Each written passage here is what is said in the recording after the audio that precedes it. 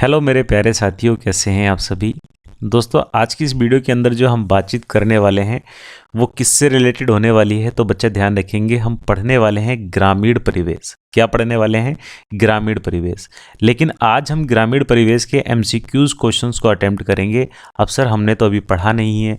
तो बेटा हमने लास्ट दो वीडियोस के अंदर जो आपको कंटेंट दिया है या दो वीडियोस के अंदर जो हमने आपको पढ़ाया है, ये क्वेश्चन वहीं से बने हुए हैं। ठीक है, संख्या कितनी है इन प्रश्नों की? तो ध्यान रखें बेटा, 17 क्वेश्चन आज की इस वीडियो के अंदर हमने लिए हैं और ये 17 वो क्वेश्चन हैं जो पिछले साल के एग्जाम में आपसे पूछे गए हैं और आगे भी पूछे जाने के इनके चांस हैं। हालांकि कुछ क्वेश्चन ऐसे हैं जो पूछे जाने के चांस हैं और कुछ ऐसे हैं जो पिछले बार पूछे गए हैं। तो कहीं ना कहीं ये वीडियो बड़ा इंपॉर्टेंट होने वाला है। वीडियो को लास्ट तक देखिएगा, हर एक क्वेश्चन आपको समझ में आएगा। चलिए शुरुआत करते हैं। अब देखो, यहाँ पर सवाल दिया है कि ग्रामीण क्षेत्र घोषित होना है किस पर निर्भर होता है। बेटा 4 ऑप्शन आपके सामने दिए हुए हैं, इन चारों को हम टिक वही करेंगे जो हमारा सही आंसर होगा। ठीक है, आप इन क्वेश्चंस को टेलीग्राम चैनल पर भी देख सकते हैं। और टेलीग्राम चैनल आप कहां से ज्वाइन करें?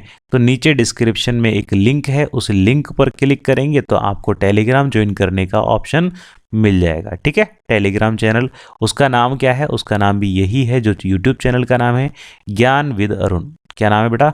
ज्ञान विद अरुण। तो ज्ञान विद अरुण से भी अगर आप सर्च करते हैं तब भी आपको क्या मिल जाता है? चैनल मिल जाता है। ठीक है, चैनल मिल जाएगा, आप जाके उसको ज्वाइन कर लीजिएगा।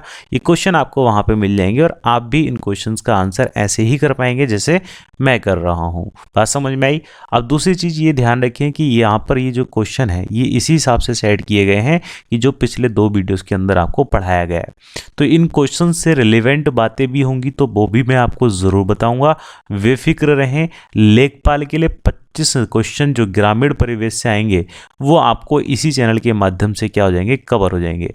25 में 25 की गारंटी तो मैं नहीं लूंगा, लेकिन 20 क्वेश्चन की मैं गारंटी लेके चल रहा हूं कि 20 क्वेश्चन आपके कंफर्म यहां से हो जाएंगे अगर आप प्रतिदिन की वीडियोस देख रहे हैं तब। ठीक है, प्रतिदिन की वीडियोस आपको देखनी होंगी, हर एक वीडियो आपको देखना होगा और एक एक बात को समझने के साथ साथ जो हम टेस्ट आपसे कराएंगे टेलीग्राम चैनल पर, उस टेस्ट को भी आपको ज्वाइन करना होगा, अटेंड करना होगा। तो आसानी से आपको ये जो 25 क्वेश्चन है, जो 25 नंबर के 25 क्वेश्चन हैं, वो लेखपाल में बहुत इंप्रूव हो जाएंगे।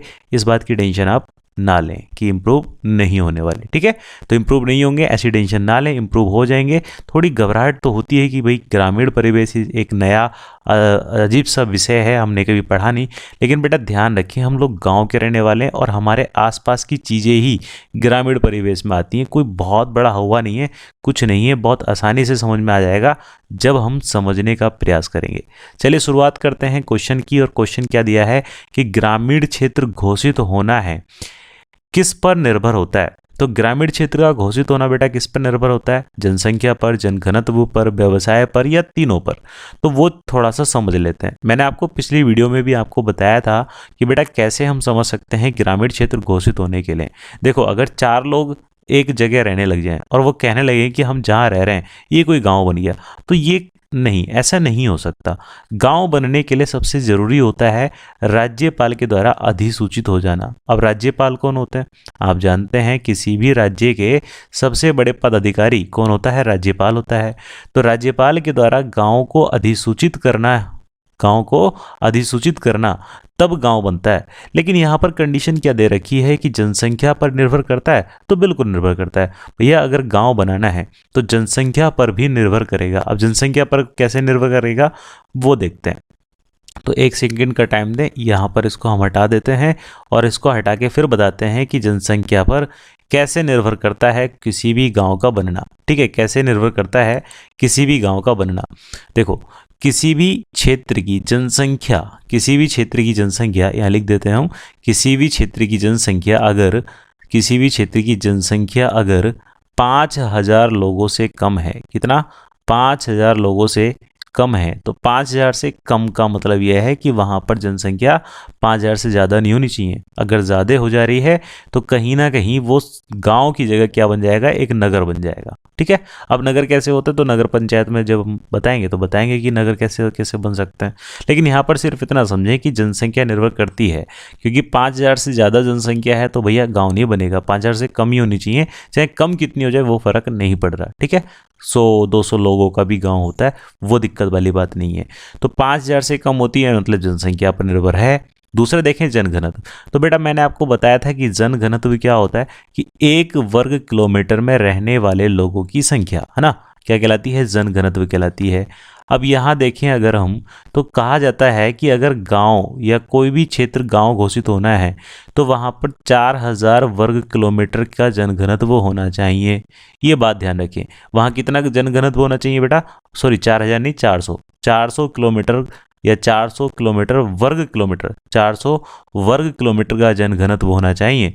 400 वर्ग किलोमीटर का क्या मतलब है सर, तो 400 वर्ग किलोमीटर का मतलब यह है बेटा कि अगर एक वर्ग है, क्या है, एक वर्ग है, तो उस वर्ग में कितने 400 लोग रहने चाहिए, और अगर उस वर्ग की लंबाई चौड़ाई क्या है, 1-1 किलोमीटर की है। बात समझ में आई, उस वर्ग की लंबाई चौड़ाई अगर 1-1 किलोमीटर की है, मान लीजिए लंबाई भी 1 किलोमीटर, चौड़ाई भी 1 किलोमीटर, तो इसके अंदर रहने वाले लोगों की संख्या कितनी होनी चाहिए, 400 होनी चाहिए अधिकतम। अगर 400 से ज़्यादा है तो वो गांव नहीं रहेगा, फिर वो नगर बन जाएगा। तो कहने का मतलब ये है कि जनघनत्व भी क्या होता है, निर्भर करता है कि कोई गांव बनेगा कि नहीं बनेगा। बात समझ में आई, तो गांव क्षेत्र घोषित होने के लिए जनघनत्व भी निर्भर करता है। तीसरी चीज इन्होंने कहा कि व्यवसाय, हाँ भाई व्यवसाय भी निर्भर करता है।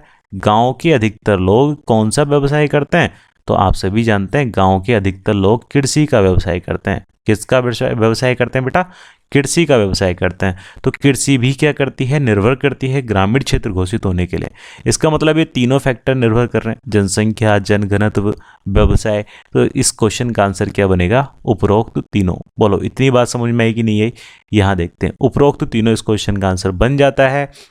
अगर ये बात आपको समझ में आई है तो फटाफट से इस वीडियो को लाइक कर दीजिएगा और दोस्तों के साथ क्या कर देंगे, शेयर कर देंगे। दोस्तों के साथ क्या कर देंगे बेटा, शेयर कर देंगे। इस वीडियो को लाइक कर दीजिएगा और दोस्तों के साथ शेयर कर देंगे ताकि उन लोगों को भी ये वीडियो देखने को मिल जाए। और अगर आप चैनल पर पहली बार आए हैं तो चैनल को सब्सक्राइब कर लीजिएगा, और अगर आपका कोई डाउट रह जाता है तो आप कमेंट करके बता दीजिएगा। चलिए अब ये जो 3 बातें हैं या 3-4 जो बातें हैं इनको हम लास्ट में करेंगे, बीच में दोबारा से आपसे नहीं कहेंगे। अब आपकी इच्छा है कि आपको क्या करना है, ठीक है। चलिए बेटा आगे से सवाल को समझते हैं, उससे पहले इसको हटा देते हैं, इसको कर देते हैं रफ करने के बाद हम आगे की चीज़ें लेके चलेंगे, ठीक है, आगे की चीज़ें लेके चलेंगे। इसको रफ कर देते हैं, 1 सेकंड का टाइम दें मुझे। इसको रफ कर दिया हमने, यहाँ से ये हो गया रफ, ठीक। अगला क्वेश्चन देखते हैं। अगला क्वेश्चन कहा है कि ब्लॉक या खंड क्या होता है। बेटा यहाँ पर ये क्या लिखा है, ब्लॉक या खंड, ये या में लिखा हुआ है। देखो ब्लॉक को ही या बोलते हैं, हिंदी में खंड बोलते हैं, तो ब्लॉक को ही हिंदी में खंड बोलते हैं। तो ब्लॉक या खंड क्या होता है, आपसे ये क्वेश्चन पूछा जा रहा है। तो मेरे बच्चे ध्यान से आप इस क्वेश्चन का आंसर करें कि ब्लॉक या खंड क्या होता है, ब्लॉक या खंड क्या होता है। तो देखिए 4 ऑप्शन आपके सामने फिर से दिए हुए हैं। ग्रामीण विकास के लिए न्यायिक इकाई होती है। क्या ब्लॉक में न्याय होता है, बताओ मुझे, क्या ब्लॉक में न्याय होता है, तो नहीं बेटा, न्याय तो नहीं होता। दूसरा, ग्रामीण विकास के लिए भौगोलिक इकाई है। भौगोलिक इकाई का मतलब एक ऐसी इकाई जो कि भूगोल के रूप से हम उसको प्रदर्शित कर सकते हैं ना, एक ऐसी इकाई जिसको हम भूगोल के रूप से प्रदर्शित करते हैं, तो ये हो सकता है। आगे देख, तो ग्रामीण न्याय के लिए भौगोलिक इकाई, तो न्याय का बात तो यहाँ है ही नहीं, विकास की बात होती है। किसमें, ब्लॉक में या खंड में, किसकी बात होती है बेटा, विकास की बात होती है। और विकास के लिए कैसी इकाई है, भौगोलिक इकाई है, कौन सी, ब्लॉक। तो यही इस क्वेश्चन का क्या बन जाएगा, सटीक आंसर बन जाएगा। उसके बाद जो ऑप्शन है वो ज़्यादा रिलेवेंट नहीं कर रहे हैं इस क्वेश्चन को, तो इसलिए यहाँ पर हमारा आंसर क्या हो जाता है, दूसरा वाला आंसर हो जाता है। चलिए आगे देखते हैं। वर्ष 2011 की जनगणना के अनुसार भारत में कुल कितने गांव हैं। तो बच्चे यहाँ पर देखो समझने की कोई बात नहीं है, बस आपको याद रखना है 6,40,930 गांव। कितना, 6,40,930 गांव हैं, किसके अनुसार, 2011 की जनगणना के अनुसार।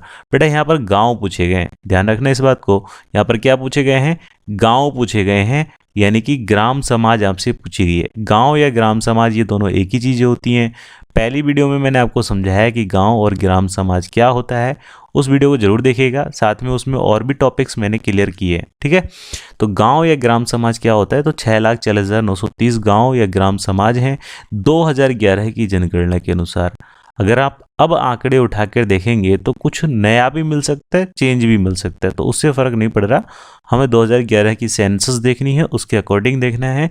और जैसे कि आप जानते हैं प्रत्येक 10 वर्ष में जनगणना होती है और 10 वर्ष पूरे हो चुके हैं लेकिन जनगणना नहीं हुई। कारण ये रहा कि बीच में कोरोना आ गया था, है ना।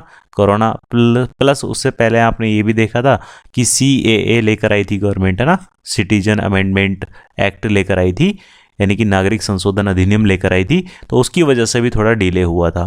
फिर उसके बाद कोरोना तो चल ही रहा है, कोई दिक्कत नहीं। आगे देखो, कह रहा है भारत के कितने प्रतिशत जनसंख्या ग्रामीण है। बहुत इंपॉर्टेंट क्वेश्चन है बेटा, और ये पूछा जाता है और पूछा जाएगा अगली बार भी, तो इसकी चिंता ना करें कि ये कैसे याद होगा। तो याद तो करना कोई बड़ी चीज़ है नहीं, अगर हमने पढ़ रखा है कि भारत के कितने प्रतिशत जनसंख्या ग्रामीण है, तो भैया जाहिर सी बात है हम देख के बता सकते हैं कितनी, 65.8 है कि 8.8 है। तो बेटा याद रखना 8.8, कितनी, 8.8% जनसंख्या ग्रामीण है। ग्रामीण का मतलब समझ रहे हो, जैसे ये एक हमने गोला बनाया, गोला बनाने का मतलब यह है कि 100% है। ये क्या है, 100% है गोला। अब इसमें 68% का मतलब ये है कि 50% से ज़्यादा, इतना भाग क्या हो गया, 50% हो गया कि नहीं। और 50% से भी कितना, 10 ज़्यादा, तो 10 कितना, 10 नहीं 18 ज़्यादा, तो 18 हमने ये बना दिया। तो 18 ये बना दिया, तो ये कितना हो गया हमारा, ये लगभग एक मतलब अनुमानित बता रहा हूँ मैं, ये कितना हो गया, 68.8% हो गया। और ज़्यादा होना चाहिए थोड़ा, चलिए और थोड़ा ज़्यादा बना देते हैं, लगभग इतना भाग। ठीक है, और ज़्यादा बना देते हैं, चलो लगभग इतना भाग। ये जो ब्लैक कलर से दिख रहा है ना, ये वाला भाग, ये क्या है, ये एक ग्राफ है। ये ग्राफ है, और ग्राफ कैसा है, ये बता रहा है कि गांव, भारत जो है भारत में 68% लोग कौन है, ग्रामीण हैं। ठीक है, 100 में से 68.8% लोग कौन है, ग्रामीण हैं। और ये बात ध्यान रखना कि भारत किस में बसता है, गांव में बसता है। आगे देख लेते हैं, तो इस क्वेश्चन का आंसर क्या हो जाता है, 68.8% हो जाता है। बोलो बेटा, बात तुमको समझ में आ रही है कि नहीं आ रही है, मुझे बताओ, कमेंट करके बताएंगे कि बात समझ में आ रही है कि नहीं आ रही है। अगले क्वेश्चन में आपसे कहा है कि लेखपाल के संबंध में कौन सा कथन सत्य है। बिल्कुल बेटा, ये क्वेश्चन का आंसर आपसे एग्जामिनर जरूर पूछेगा, और पूछ भी सकता है क्योंकि आप लेखपाल बनने के लिए जा रहे हैं, तो आपको पता होना चाहिए। देखो, ग्रामीण क्षेत्र का कर्ता धर्ता होता है कि लेखपाल, ये मैंने आपको एक अलग से वीडियो बनाया था, तो उसमें बताया था कि लेखपाल और पटवारी क्या होता है, तो वो वाले वीडियो में बताया था। अगर किसी ने नहीं देखा तो उस वीडियो को देखिएगा कि लेखपाल के संबंध में कौन सा कथन सत्य है। इसने कहा ये ग्रामीण क्षेत्र का कर्ता धर्ता होता है, तो जी हाँ बिल्कुल होता है, लेकिन हम आंख बंद करके नहीं लगा देंगे कि पहला ऑप्शन मिल गया लगा दो। आगे भी पढ़ना जरूरी होता है, ऑप्शन का मतलब यही है। आंखें बंद करके लगाते हैं, अगला क्वेश्चन पता चल रहा है अगला ऑप्शन उससे ज़्यादा सटीक है, तो पहला वाला ऑप्शन गलत है, तो कहीं ना कहीं हमारे नंबर यहाँ भी कट जाते हैं। 1-2 नंबर का इफेक्ट आता है हर एग्जाम में, मुझे पता है इस चीज़ को, एक्सपीरियंस मैंने खुद किया है, इसलिए मैं आपको अच्छे से बता सकता हूँ। ठीक है, तो लेखपाल के संबंध में कौन सा कथन सत्य है, ग्रामीण क्षेत्र का कर्ता धर्ता होता है, प्रशासन का उप निरीक्षक होता है, पहले पटवारी के नाम से जाना जाता था। तो ये तीनों ही बातें बेटा क्या है, सत्य हैं, बिल्कुल सही बात है तीनों ही। प्रशासन का उप निरीक्षक होता है, जी हाँ, जो लेखपाल होता है ना, क्या होता है, ये प्रशासन का उप निरीक्षक होता है। जैसे पुलिस में क्या होते हैं, SI होते हैं, सब इंस्पेक्टर होते हैं, वैसे ही लेखपाल होता है। किस मामले में, राजस्व के मामले में सब इंस्पेक्टर के रूप में काम करता है। पहले इसको पटवारी कहते थे, जिस समय चौधरी चरण सिंह उत्तर प्रदेश के क्या हुए, मुख्यमंत्री बने, उन्होंने पटवारियों को हटाकर सीधे क्या, लेखपाल के लिए पद निकाले थे, लेखपाल के लिए पद निकाले थे। तब से पटवारी को लेखपाल कहा जाने लगा, लेकिन दोनों का काम, दोनों की पोस्ट, दोनों की डेजिग्नेशन एक ही है, सेम ही है, अलग नहीं है। हालांकि कुछ राज्यों में अब भी पटवारी है, राज्य जैसे राजस्थान है, तो राजस्थान में अभी भी पटवारी है ना, वहाँ लेखपाल नहीं है। तो भारत के यूपी में लेखपाल है ना, बात समझ में आई। तो ये पहले पटवारी के नाम से जाना जाता था, तो सही कौन सा हो जाएगा, उपयुक्त तीनों सही हो जाएंगे। चलिए, इतनी बात समझ में आ गई कि नहीं आ गई, एक बार इसको हम रफ कर देते हैं और आगे बढ़ते हैं। चलिए पहले आगे बढ़ लेते हैं, फिर रफ करेंगे। क्वेश्चन में पूछा है कि सबसे छोटा राजस्व प्रशासनिक अधिकारी कौन है। जिसके पास में न्यायिक शक्ति होती है। बेटा प्रशासनिक अधिकारी की बात चलिए, ध्यान रखना।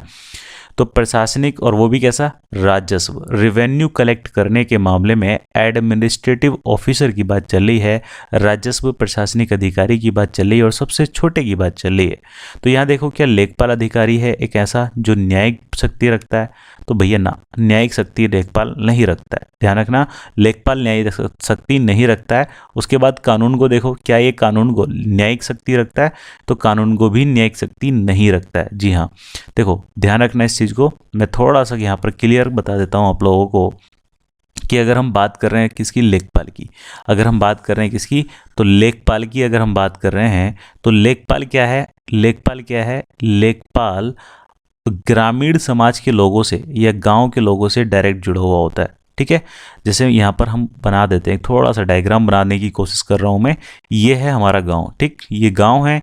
इस गांव से जो संबंध होगा वो किसका होगा, ये इस गांव के लोगों से जो संबंध होगा वो किसके होगा, राजस्व के मामले में वो लेखपाल का होगा। किस मामले में, राजस्व के मामले में।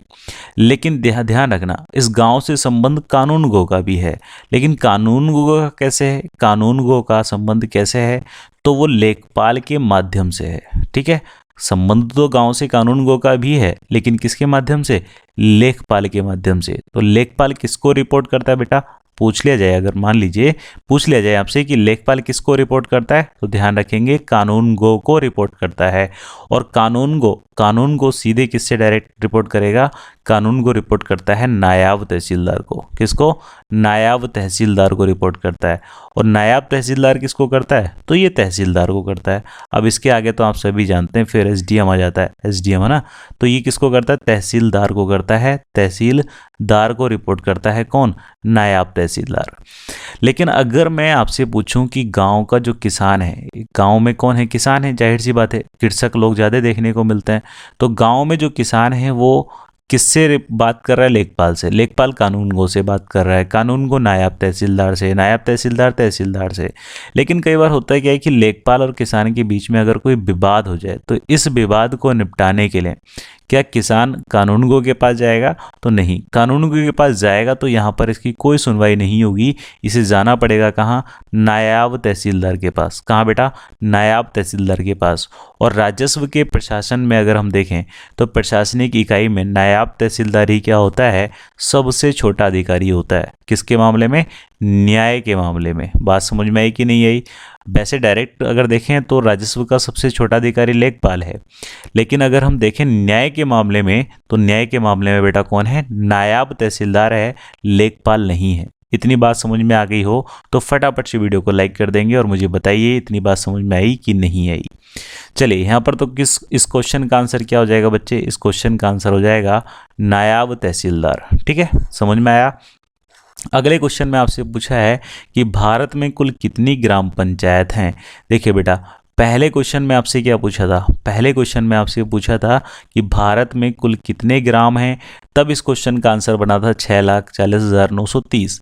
लेकिन अब क्वेश्चन चेंज है, पूछा है ग्राम पंचायत कितनी है, तो इस क्वेश्चन का आंसर क्या होगा बेटे, इस क्वेश्चन का आंसर हो जाएगा 2,40,202। इस क्वेश्चन को आपको याद भी रखना है, ठीक है, 2,40,202 इधर लिख देते हैं। अब सर थोड़ी सी बात हमें ये बता दीजिए कि ग्राम पंचायत और ग्राम समाज, इनको हम कैसे डिफ्रेंशिएट करें, कैसे हम इनके बीच में अंतर करें। तो मेरे बच्चे ध्यान रखेंगे, ग्राम समाज क्या होता है, ग्राम समाज क्या होता है, लोगों के समूह का एक भौगोलिक इकाई, लोगों के समूह की एक भौगोलिक इकाई क्या है, ग्राम समाज है। लेकिन जब हम बात करने लग जाते हैं किसकी, ग्राम पंचायत की, तो ग्राम पंचायत मिलकर बना होता है किससे, ग्राम सभा से। किससे मिलकर बना होता है, ग्राम सभा से। तो सर ये ग्राम सभा क्या है, तो बच्चे ध्यान रखेंगे, ग्राम सभा होती है लोगों का आप कह सकते हैं लोगों को जब चुनकर अपना प्रतिनिधित्व बना लिया जाता है, तो प्रतिनिधि बनाने वालों की जो समूह होता है, प्रतिनिधि बनाने वालों का जो समूह होता है वो ग्राम सभा कहलाता है। मतलब डायरेक्ट आप कह सकते हो कि वोट करने वाले लोग यानी कि मतदाता लोगों का जो समूह होता है किसके लिए मतदाता? तो पंचायत स्तर के चुनावों के लिए मतदाता। जैसे प्रधानी के चुनाव है तो प्रधानी के चुनाव में जो जो वोट कर सकता है वो मतदाता है। और मतदाता ही क्या बनाएगा? मतदाता का जो समूह है वो क्या बनाएगा? ग्राम सभा बनाएगा। और ग्राम सभा से मिलकर क्या बनेगी? ग्राम पंचायत बनेगी। क्या बनेगी? ग्राम पंचायत। जबकि ग्राम समाज में क्या हो रहा था? ग्राम समाज में प्रत्येक व्यक्ति आ रहा था, चाहे छोटा बच्चा हो, बूढ़ा हो, है ना, कोई औरत हो, महिला हो, चाहे वो मतदाता है या नहीं है, उससे फर्क नहीं पड़ रहा, वो ग्राम समाज में आता है। लेकिन अगर वो केवल मतदाता की कंडीशन में देखें तो वो बन जाती है ग्राम सभा, और ग्राम सभा से बनती है ग्राम पंचायत। बात समझ में आई कि नहीं आई? अब ध्यान रखना इस बात को कि ग्राम पंचायत, एक ग्राम पंचायत में 2 या 2 से अधिक गांव भी हो सकते हैं। कितने? 2 या 2 से अधिक गांव भी हो सकते हैं। तो इसलिए भारत में कुल ग्राम पंचायतों की संख्या कितनी है? 6,40,202 है। इस वैल्यू को आप याद कर लीजिएगा। बात समझ में आ गई? चलिए अगला क्वेश्चन देखते हैं। गांव की घनी जनसंख्या ना होने के कारण कृषक का सीधा संबंध किससे होता है? बेटा गांव की घनी जनसंख्या नहीं होती, ये तो आप जानते हैं, लेकिन कृषक जो होता है, किसान जो होता है, जो गांव के अंदर रह रहा है, गांव के अंदर अपना व्यवसाय चला रहा है खेती के रूप में, तो वो किससे संबंध रखता है सीधे? क्या वो प्रकृति से रखता है, क्या वो कृत्रिम चीज़ों से रखता है? यहाँ 2 ही ऑप्शन मैंने दिए हैं, दोनों में ही आप डिफरेंस करके बता सकते हो बहुत आराम से कि उसका सीधा संबंध किससे होता है? प्रकृति से होता है। अब प्रकृति से कैसे होता है सर, थोड़ा सा बता तो दीजिए इसके बारे में। तो बेटा मैं पहले भी बता चुका हूँ और मैं थोड़ी सी बात अब भी बता देता हूँ कि प्रकृति से संबंध कैसे होता है। तो मेरे बच्चे देखो, देखेंगे यहाँ पे, समझने की कोशिश करेंगे प्रकृति से कैसे संबंध होता है। अब गांव के व्यक्ति को, मान लीजिए गांव के व्यक्ति को, जो गांव का व्यक्ति है, उसको चावल खाना है तो क्या वो खरीदने जाएगा? नहीं, वो खरीदने नहीं जाएगा। उसके पास खेत है, उसके पास भूमि है जहां वो पैदा कर सकता है। तो अपने चावल को कहाँ पैदा करता है? वो भूमि में पैदा करता है। जाहिर सी बात है, ये तो सभी जानते हैं, है ना। दूसरी चीज, अगर कोई गांव का रहने वाला व्यक्ति है, कृषक है, और उसके पास क्या है? आम का पेड़ है या अमरूद का पेड़ है, तो अगर उसे आम या अमरूद खाने होंगे तो वो अपने पेड़ से तोड़ के खा लेगा। खालेगा कि नहीं खालेगा? तीसरी चीज, अगर गांव का व्यक्ति है, कृषक है, तो उसको ऑक्सीजन, प्योर ऑक्सीजन चाहिए, तो प्योर ऑक्सीजन पाने के लिए क्या वो नैनीताल जाएगा? ना भाई ना, उसको जरूरत नहीं है, वो अपने खेतों पे घूमने चला जाएगा। प्योर ऑक्सीजन मिल जाएगी, नेचुरल ऑक्सीजन मिल जाएगी। तो प्रकृति से सीधा जुड़ा होता है कौन? गांव का व्यक्ति। और क्योंकि गांव की घनी आबादी भी नहीं है, घनी जनसंख्या भी नहीं है, तो यहाँ पर ज़्यादा पॉल्यूशन भी नहीं होता है। क्या नहीं होता बेटे? ज़्यादा पॉल्यूशन भी नहीं होता, ज़्यादा भीड़ भड़क्का भी नहीं होती, ज़्यादा धूल धड़क्का भी नहीं होती, कुछ नहीं होता। सीधे सीधे संबंध होता है किससे? नेचुरल चीज़ों से, प्राकृतिक चीज़ों से संबंध होता है।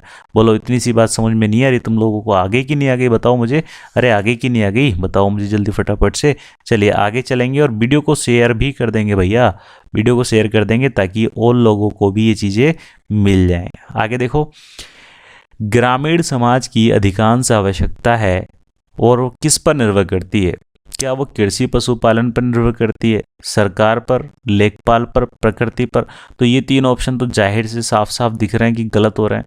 तो यहाँ पर क्या आंसर होगा? कृषि और पशुपालन पर। ग्रामीण समाज की अधिकांश आवश्यकता किस पर निर्भर करती है? तो कृषि और पशुपालन पर निर्भर करती है। मेरे बच्चे इस बात को याद रखिएगा, ठीक है। इस क्वेश्चन को तो आप बता सकते हैं, ईजिली बता सकते हैं, कुछ है नहीं समझने का पॉइंट। आगे देखो, ग्रामीण समाज किसका घोतक है? तो किसका घोतक है हमें ये बताना है। घोतक का मतलब ग्रामीण के जो समाज हैं वो रहने वाले हैं गांव में। तो ग्रामीण समाज किसको बताता है? जटिलता को बताता है या सरलता को बताता है? तो बेटा यहाँ पर हमें साफ साफ दिख रहा है, जटिलता तो होती नहीं है, सरलता होता है। बिल्कुल साधारण सा जीवन होता है, एकदम धोती कुर्ता बांध के, आराम से सिर पे गमछा बांध के, यूं मुच्छों पे ताव लगा के और चल देना है। तो ग्रामीण समाज किसका घोतक है? सरलता का। कोई दिखावा नहीं, कुछ शो ऑफ नहीं होता, कोई जटिलता नहीं होती, कोई समस्या नहीं होती, जो कहना मुंह पे कहना है, बिल्कुल एकदम स्पष्ट रहना है। तो वो क्या है? सरलता का घोतक है ग्रामीण समाज। अगला क्वेश्चन देखो, उत्तर प्रदेश में 75 जिले, कितने प्रमुख मंडल हैं? 75 जिले हैं उत्तर प्रदेश में, सभी जानते हैं, लेकिन इनके प्रमुख प्रमुख मंडल कितने हैं? तो मंडल कितने बेटा, ये मैंने आपको बताया था पिछली वीडियो में। तो इस क्वेश्चन का आंसर क्या हो जाएगा आपका 18, 8, 28, 20, तो क्या होगा 18 इस क्वेश्चन का आंसर हो जाएगा। ठीक है, 18 इस क्वेश्चन का आंसर हो जाएगा। अरे मैंने तुम लोगों को बताया नहीं है कि उत्तर प्रदेश के अंदर जो अपने ये उत्तर प्रदेश है, इस राज्य में उत्तर प्रदेश के अंदर इस राज्य में कितने मंडल हैं? तो इस राज्य में 18 मंडल हैं। और 18 मंडलों से क्या बनता है? ये 18 मंडल ये किन से बने हुए हैं? तो ये छोटे छोटे 75 जिलों से बने हुए हैं। एक मंडल में 3 जिले या 4 जिले भी हो सकते हैं, वो कोई दिक्कत वाली बात नहीं है। ठीक है, ऐसा नहीं होगा कि एक मंडल है तो एक ही जिला होगा, ऐसा नहीं है। बस एक मंडल में 3 या 4 जिले हो सकते हैं। ठीक है, इससे ज़्यादा भी हो सकते हैं, 2 भी हो सकते हैं, वो घबराने की कोई बात नहीं। तो 75 जिले हैं, है ना, टोटल यूपी के अंदर। तो यहाँ पर आप ध्यान रखें कि 75 जिले किससे बनने, 18 मंडल से बनने। अगला क्वेश्चन इसने कहा कि उत्तर प्रदेश में एक वर्ष में न्यूनतम कितनी ग्राम सभा की बैठक होनी चाहिए? देखो क्वेश्चन में थोड़ा सा आप समझिएगा कि उत्तर प्रदेश में इसने ये पूछना चाहिए था कि उत्तर प्रदेश में न्यूनतम कितनी, मतलब उत्तर प्रदेश में एक वर्ष में ग्राम सभा के अंदर न्यूनतम कितनी बैठक होनी चाहिए। थोड़ा ग्रामेटिकल क्वेश्चन गड़बड़ हो सकता है, लेकिन क्वेश्चन आप समझ सकते हो क्या सेंस पूछ रहा है ना। तो कितनी ग्राम सभा होनी चाहिए एक वर्ष में, वो आपसे पूछा गया है। एक होनी चाहिए, एक भी नहीं होनी चाहिए, 2 होनी चाहिए कि 3 होनी चाहिए? तो बेटा गवर्नमेंट ने कह रखा है कि कम से कम 2 होनी चाहिए, कम से कम 2 होनी चाहिए। एक ग्राम सभा में कितनी बैठक होनी चाहिए? कम से कम 2 बैठक होनी चाहिए एक वर्ष के अंदर। अगर नहीं हो रही इतनी तो इसका मतलब कहीं ना कहीं विकास में रुकावट है। अरे हालांकि होती ना है, वैसे तो कोई पंचायत पंचायत से जुड़ जा, किसी के घर में चोरी हो जाए, किसी ने भैंस खोल ली, तो वो पंचायत जुड़ जाए, वो एक अलग बात है। लेकिन कोई जो विकास के ऊपर चर्चा होनी ना, उसका कोई जिक्र नहीं करना। अब देखो अगला क्वेश्चन क्या पूछे, एक व्यक्ति के ग्राम पंचायत सदस्य बनने के लिए न्यूनतम कितनी आयु होनी चाहिए? भैया न्यूनतम आयु पूछ रहा है। ग्राम पंचायत सदस्य क्या होता है, तुम जानते हो इस बात को। ग्राम पंचायत सदस्य क्या होता है भैया? ग्राम पंचायत सदस्य होता है कि जो गांव के लिए विकास करने के लिए, गांव के विकास करने के लिए जो प्रतिनिधि चुने जाते हैं। क्या चुने जाते हैं? गांव का विकास करने के लिए जो प्रतिनिधि चुने जाते हैं, वो प्रतिनिधि चुनने का जो तरीका होता है उसको हम कहते हैं ग्राम पंचायत चुनाव। उसको हम क्या कहते हैं? ग्राम पंचायत चुनाव कहते हैं। और ग्राम पंचायत चुनाव में अगर आपको चुनाव लड़ना है तो आपके पास कितनी न्यूनतम आयु होनी चाहिए? आपकी न्यूनतम आयु कितनी होनी चाहिए? तो बेटा ध्यान रखेंगे, न्यूनतम आयु होनी चाहिए 25 वर्ष। ठीक है, कितनी होनी चाहिए? 25 वर्ष। ये मैंने ऑफलाइन क्लास में अपने लिखवाया भी था। तो कितनी आयु होनी चाहिए ग्राम पंचायत चुनाव के अंदर चुनाव लड़ने के लिए, पंचायत सदस्य बनने के लिए? तो 25 वर्ष का व्यक्ति हो जाना चाहिए। अरे ओहो हो 21 वर्ष होती है, गलती से हो गई, गलती से मिस्टेक हो गई भैया, गलती से मिस्टेक हो गई। 25 नहीं, हाँ तुम काट के 21 कर लेना, पता नहीं कैसे गलती हो गई, मैंने लिखवाया भी था ये तो। अरे जो इस ऑफलाइन स्टूडेंट वाले हैं वो तो उन्हें तो पता है ना, मैंने लिखवाया था परसों नहीं, कल ही लिखवाया था ना। तो कल मैंने लिखवाया था कि 21 वर्ष। 25 वर्ष तो आपके एमएलए बनने के लिए होता है ना। एमएलए बनने के लिए जो आपकी न्यूनतम आयु है वो कितनी होनी चाहिए? 25 वर्ष होनी चाहिए। और राष्ट्रपति बनने के लिए, तो बेटा राष्ट्रपति बनने के लिए होनी चाहिए 35 वर्ष, और हम हैं राष्ट्रपति। ठीक है, 35 वर्ष की आयु होनी चाहिए न्यूनतम राष्ट्रपति बनने के लिए। चलिए आगे देखते हैं। अगला क्वेश्चन आपसे क्या पूछा है कि भारत गांव में निवास करता है, यह है कथन किसका है? बेटा भारत जो है वो किस में निवास करता है? गांव में निवास करता है। ये कथन आपसे किसने कहा है? मतलब हम आपसे नहीं, मतलब ये इतिहास में हमारे किसने कहा है कि भारत किस में निवास करता है? गांव में निवास करता है। तो ध्यान रखना इस बात को, ये कहा है महात्मा गांधी जी ने। किसने कहा है?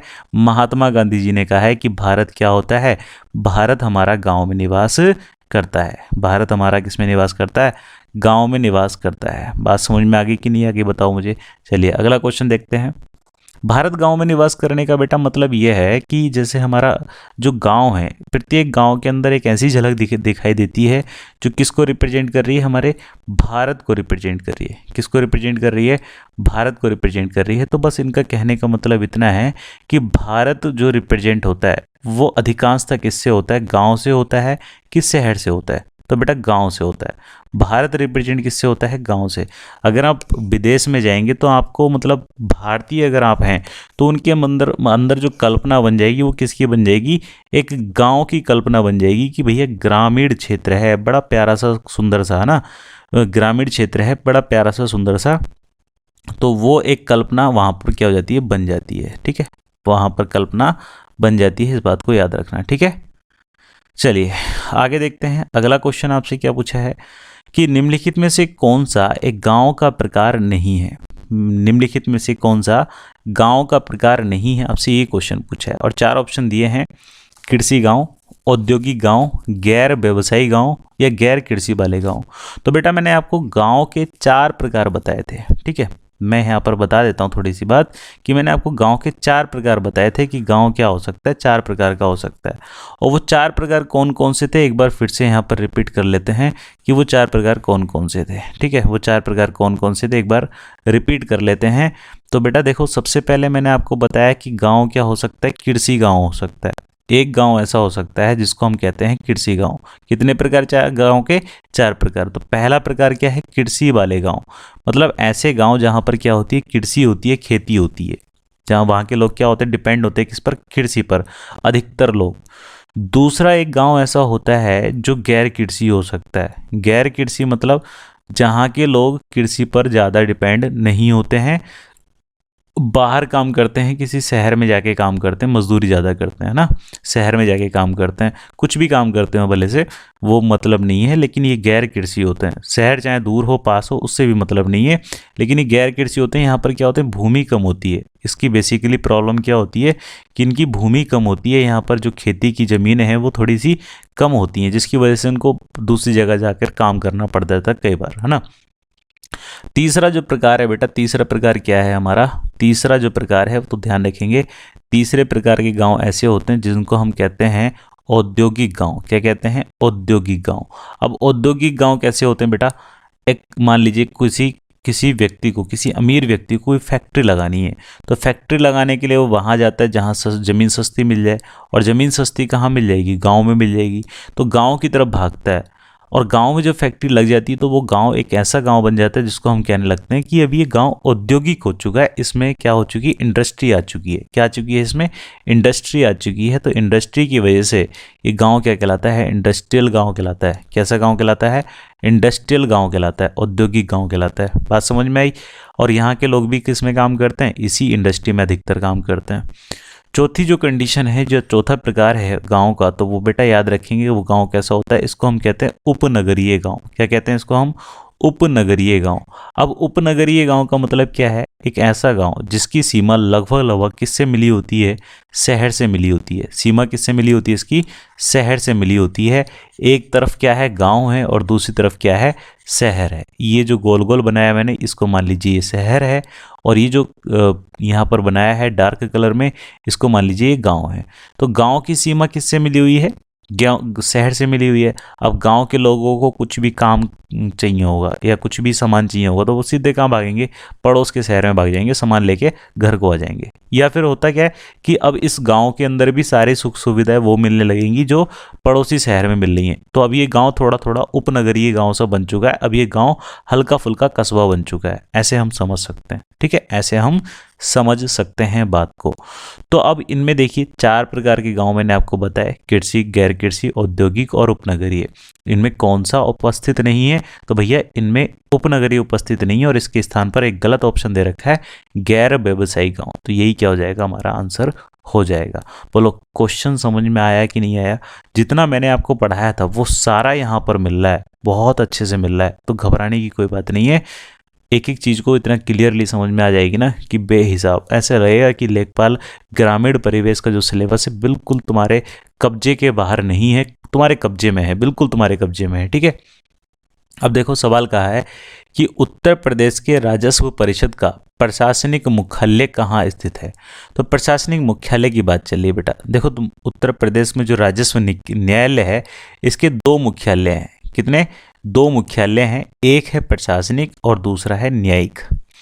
तो प्रशासनिक मुख्यालय की अगर हम बात करें, हेडक्वार्टर कैसे हैं? कितने हेडक्वार्टर हैं? 2 हेडक्वार्टर हैं, एक है प्रशासनिक और दूसरा है कैसा? न्यायिक। तो प्रशासनिक को इंग्लिश में बोलते हैं एडमिनिस्ट्रेटिव, और न्यायिक को बोलते हैं ज्यूरी। इसको क्या बोलते हैं? ज्यूरिडिक्शियल एरिया बोल सकते हैं, ज्यूरिडिक्शियल एरिया या ज्यूरिडिक्शियल हेडक्वार्टर। तो प्रशासनिक मुख्यालय की अगर हम बात करें तो ये है आपका कहाँ? लखनऊ में। कहाँ पे बच्चे? लखनऊ में है। और न्यायिक मुख्यालय की बात करें तो ये कहाँ पर है? प्रयागराज में है। प्रयागराज का पुराना नाम इलाहाबाद है, तो ये भी आप ध्यान रखें। तो ये कहाँ पर है? इसका प्रशासनिक न्यायालय लखनऊ में है, इस बात को ध्यान रखिएगा। ठीक है। अगले क्वेश्चन में आपसे कहा है कि एक गांव में, ये क्वेश्चन बिल्कुल ध्यान से समझें, कि एक गांव में ग्राम पंचायत के चुनावों में वार्डों में से चुने गए कितने सदस्य होते हैं जिन्हें पंच कहा जाता है? बेटा पंच कहा जाता है इन लोगों को, और ये कितने सदस्य होते हैं या कितने पंच ये अधिक से न्यूनतम से लेकर अधिकतम बन सकते हैं, वो क्वेश्चन आपसे पूछा जा रहा है। बात समझ में आई? क्या पूछा? कि ये पूछ रहा है कि बताइए कितने सदस्य हो सकते हैं एक गांव के अंदर, कितने वार्ड मेंबर हो सकते हैं, बस इतनी सी बात पूछना चाह रहा है। और इन्हें क्या कहते हैं? हम पंच कहते हैं। जनरल वे में इन्हें क्या कहते हैं? हम पंच कहते हैं। ठीक है। तो यहाँ पर आपको समझना यह है, देखो पहला ऑप्शन दे रखा है 5 से 15, तो ये तो इसका आंसर नहीं होगा। ठीक है, 5 से 15 वाला इसका आंसर नहीं होगा। इसका आंसर क्या होगा वो हम देख लेते हैं। दूसरा ऑप्शन दे रखा है 7 से 17, तो 7 से 17 इसका ऑप्शन हो भी सकता है, नहीं भी हो सकता, अभी बात की बात है, बाद में देखते हैं। आगे देखो 9 से 17, 9 से 17 इसका आंसर नहीं है। अगला है 5 से 17, तो 5 से 17 भी इसका आंसर नहीं है। तो बचा कौन सा? 7 से 17, ये इसका आंसर है। अब ये देखो 5 से 15 का मतलब क्या है? 5 न्यूनतम है और 15 क्या है? मैक्सिमम है, अधिकतम है। ठीक है। तो एक तरफ लिखी है अधिकतम की संख्या, एक तरफ लिखी है न्यूनतम की संख्या, इस बात को ध्यान रखिए। तो यहाँ 5 से 15 तो नहीं होंगे, 7 से 17, मतलब न्यूनतम कितने होंगे? 7 होंगे। 7 तो वार्ड मेंबर बनेंगे ही बनेंगे, और अधिकतम कितने होंगे? 17 होंगे, ये 17 होंगे। और ये ध्यान रखना, ग्राम का जो प्रधान होता है, गांव का जो प्रधान होता है, वो इन मेंबरों को अपने कब्जे में रखता है हमेशा। अगर ये कब्जे से बाहर हुए, ये खुश ना रहे, मतलब कब्जे में रखना खुश रखता है ना, अगर ये खुश ना रहे तो इसकी सीढ़ी भी गिरा सकते हैं। ये तो तुम्हें पता ही है, तुम गांव के रहने वाले, तुम्हें सब पता भैया, तुम टेंशन मत लो। अब फटाफट से क्या कर दो, देखो इस क्वेश्चन का आंसर लगाया हमने, बिल्कुल सही है, कोई दिक्कत नहीं है।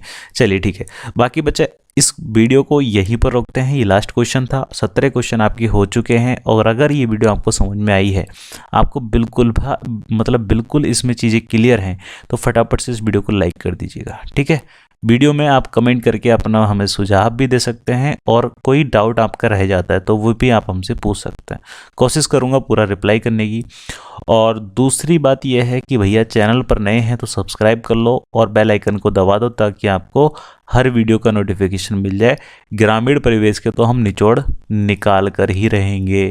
ठीक है बच्चे, शेयर भी कर दो वीडियो को। चलिए बाकी take care, all the best, मिलते हैं नेक्स्ट वीडियो में। बन जाइए सब लोग। जय हिंद, जय भारत, अच्छे से, बाय।